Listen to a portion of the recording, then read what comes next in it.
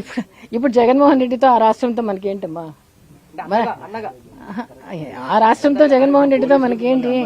సినిమాలో ఎట్లా నిజాయితీగా ఉంటాడో అదే విధంగా మామూలుగా కూడా వారు అంత నిజాయితీగా ఉంటాడండి. నేనే మా అబ్బాయిల ఫ్యాన్ని ముందు, తర్వాత మిగతా వాళ్ళు. కేవలం బెదిరింపులు, కేవలం బూతులు తిడుతూ సొంత ఆడబిడ్డల్ని బజారుకి ఇడుస్తున్నారు, వ్యక్తిగతంగా దూషణలు చేస్తున్నారు.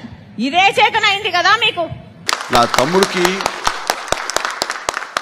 తన నిబద్ధత, తన నిజాయితీ ఇవన్నీ నాకు చిన్నప్పటి నుంచి తెలుసు. నాకు అందులో ఎక్కడా కూడా పొల్యూట్ అవ్వలేదండి.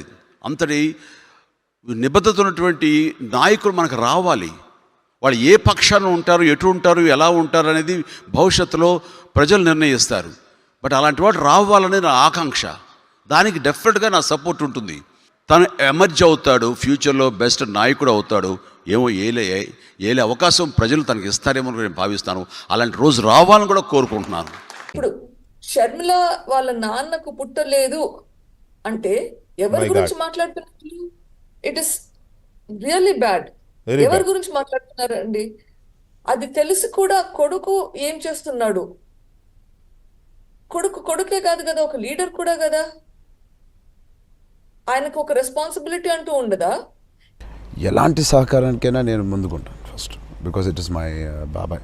ప్రచారం కూడా చేస్తారా? ఏదైనా చేస్తాను, ఆయన అడిగితే ఏదైనా చేస్తాం. ఓకే.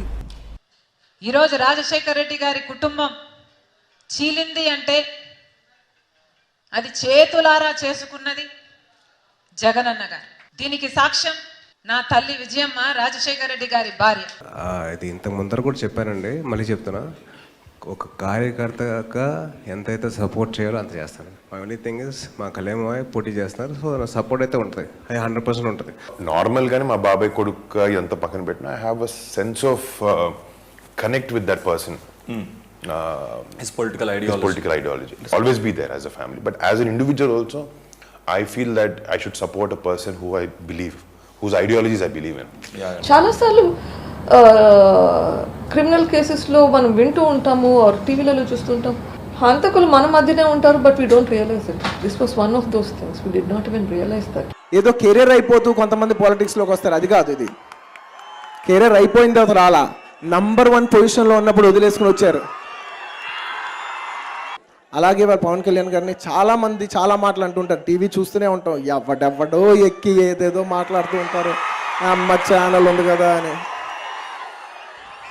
కర్మ.